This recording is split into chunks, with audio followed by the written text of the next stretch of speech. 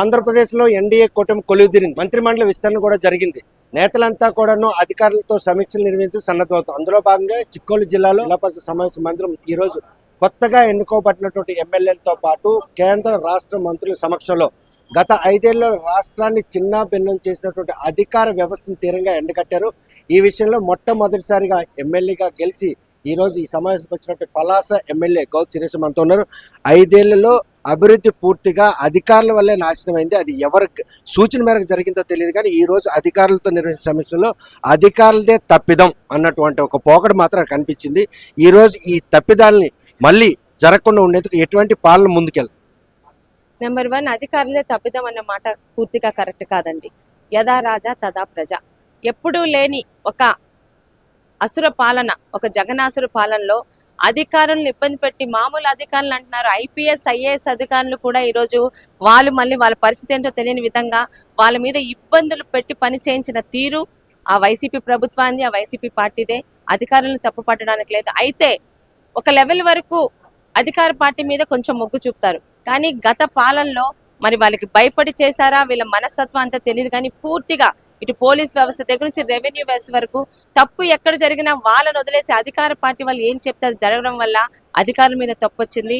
ఈ రోజు మీటింగ్ లో ముఖ్యంగా పార్టీకి ఈరోజు మంత్రిగా తన హోదాలో వచ్చిన అచ్చెన్నాయుడు గారు కానీ, మరి సోదరుడు రామ్మోహన్ నాయుడు గారు కానీ, ఈ 5 సంవత్సరాల్లో శ్రీకాకుళం జిల్లా ఎక్కడెక్కడైతే నిర్లక్ష్యానికి గురైందో, ఒక రైతుల దగ్గర నుంచి ఒక రెవెన్యూ కానీ, పోలీస్ కానీ, ఒక PR కానీ, ఒక RWS కానీ, వీటన్నిటి మీద స్పష్టమైన అవగాహనతో అధికారులకి ఈరోజు ఒక ఫ్రెండ్లీ సజెషన్, అంటే ఎవరైతే ఈ 5 సంవత్సరాలు పని చేయలేదో ఆ అధికారులను మార్చడం కాదు, అదే అధికారుల మెంటాలిటీని మార్చి వాళ్ళ చేతే ఈరోజు అభివృద్ధి పనులు చేయిస్తామని ఆయన మాట నిజంగా స్వాగతిస్తున్నాము.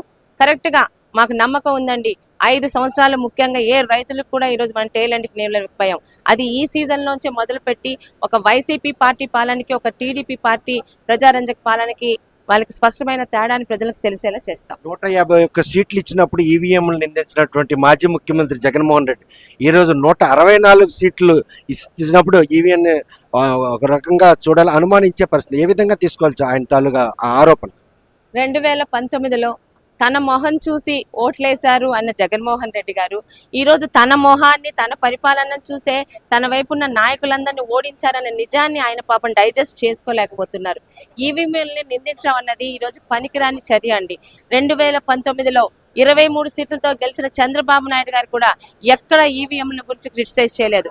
ప్రజా తాలూకా పాలనని, ప్రజల నిర్ణయాన్ని, శిరోధార్యం, మనం ఎక్కడ తప్పులు చేశామో అందుకే మనల్ని ఈరోజు ఓడించారు, మళ్ళీ మనం కష్టపడదాం, మళ్ళీ ప్రజల మందికి వస్తా ఉన్నారు.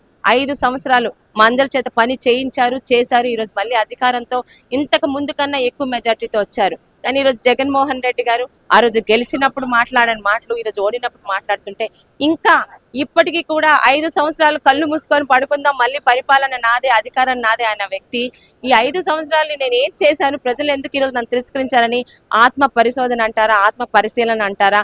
పాపం ఆయనకి మంచి చెప్పే ఆయన తాలూకా ఆయన శాఖలో ఉన్న గత మంత్రులు కానీ, ఎమ్మెల్యేలు ఉన్నారు, వాళ్ళని పిలిచి వాళ్ళ మాట వింటే అర్థమవుతుంది. పని లేక ఏదో పని చేసినట్టు ట్వీట్లు పెట్టడం కాదు జగన్మోహన్ రెడ్డి గారు. ఈ రోజు ప్రతిపక్ష హోదా లేకపోయినా ఏకైక ప్రతిపక్ష పార్టీ మీదే.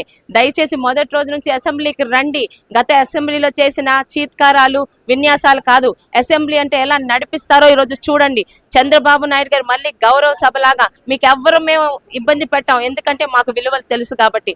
ప్రతిపక్ష హోదా లేకపోయినా ప్రతిపక్ష నాయకుడిగా మీరు అసెంబ్లీకి రావాలని, కనీసం ఒకవేళ మేమేమన్నా తప్పులు చేస్తే, ఎందుకంటే తెలుగుదేశం పార్టీ కానీ, ఎన్డీఏ ప్రభుత్వం కానీ తప్పులు చేయబోదు, అన్ని హామీల మీద చాలా స్పష్టతతో ముందుకెళ్తున్నాం. అలాంటివి ఏమన్నా ఉంటే ప్రజల పట్ల పోరాడండి.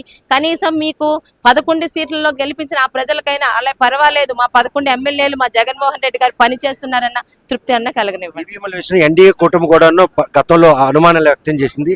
దాన్ని నిర్ధారించిన తర్వాత ఈసారి ఫలితాల్లో సాక్షాత్ ప్రధానమంత్రి ఈరోజు వచ్చే 29 ఎన్నికల్లో ఈవీఎం ఏదైతే ఇండియా కూటమి అనుమానించో వాటి తాలూకు అనుమానాలు కూడా నివృత్తి అయ్యాయి. వాళ్ళకి ఇంకా ఆ ప్రతిపక్ష వాదా కూడా ఉండే పరిస్థితి లేదు స్పష్టం చేసి. ఈ నేపథ్యంలో జగన్మోహన్ రెడ్డి ఈవీఎంల గురించి ఇలా ఆరోపణలు చేయడం ఎంత?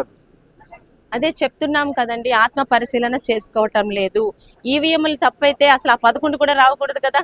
నిజంగా చెప్తున్నాను, ఈవీఎంలో మేనేజ్ చేస్తే జగన్మోహన్ రెడ్డి గారికి ఆ 11 కూడా రాకుండా 175 సీట్లు ఇక్కడ రావాలి కదా.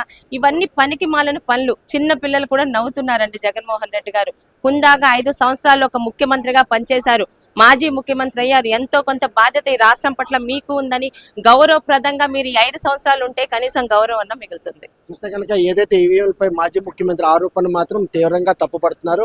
ఓటమిని డైజెస్ట్ చేసుకోలేక ఈవీఎంలపై ఆరోపణలు చేస్తున్నారు చెప్తాం. మరోవైపు చూస్తే కనుక గత 5 ఏళ్లలో ఎవరైతే అధికారులు పనితీరును మాత్రం మార్చుకోలేదు, ఈసారి అధికారులు మార్చే రివెంజ్ని మాత్రం తీసుకోకుండా వారిని ఇక్కడ ఉంచి కూటమి ప్రభుత్వం పాలన ఎలా ఉంటుంది, ప్రజలకి ప్రజాప్రతినిధులకి మధ్యన ఆ పరిపాలన అందించే అధికారుల తాలూకా పనితీరును మెరుగుపరిచేందుకు తమ వంతుగా కృషి చేస్తూ సహాయాలు అందిస్తాం. ఆ విధంగానే తమ అభివృద్ధికి ఆకాంక్షలకు అనుగుణంగా అధికారులు మెసులుకోవాలని కూడా సూచిస్తున్నారు. ఈరోజు ఆత్మీయ అధికారుల సమావేశంలో మాత్రం ప్రజాప్రతినిధులందరూ కూడాను గత ప్రభుత్వ హయాంలో పనిచేసిన అధికారులు పని వైఖరి మాత్రం తీవ్రంగా అసహనం వ్యక్తం చేశారు. మా పరిపాలనలో మాత్రం అటువంటి అధికారులు ఎవరైనా ఉంటే స్వచ్ఛందంగా తప్పుకోండి, లేదంటే మాతో కలిసి పనిచేయాలంటే మా నిబంధనలకు అనుకూలంగా పనిచేయాలని సూచన చేస్తున్నారు. జగన్ చేసినటువంటి ఈవీఎం ట్యాంపరింగ్ ఆరోపణలు మాత్రం తీవ్రంగా తప్పుపడుతున్నారు. దమ్ముంటే రేపు అసెంబ్లీకి వచ్చి అసెంబ్లీలో పరిపాలన ఎలా ఉంటుందో చూడాలి. ఆ రోజు నుండి చివరి రోజు వరకు అసెంబ్లీలో కనుక వస్తే ఎన్డీఏ కూటమి పాలన ఎలా ఉంటుందో చూపిస్తామని కూడా సవాల్ ఇస్తున్నాం. మరి ఈ సవాల్ని మాజీ ముఖ్యమంత్రి స్వీకరిస్తారా, వైసీపీ ఎమ్మెల్యేలు అసెంబ్లీకి వస్తారా రారా అనే విషయం వేచి చూడాల్సిందే. వీడియో జర్నలిస్ట్ రామకృష్ణతో సత్యం, RTV శ్రీకాకుళం. మరిన్ని వీడియోస్ కోసం ఛానల్ ని సబ్స్క్రైబ్ చేయండి, లేటెస్ట్ అప్డేట్స్ కోసం వాట్సాప్ ఛానల్ ని ఫాలో చేయండి అండ్ లింక్ డిస్క్రిప్షన్ లో ఉంది.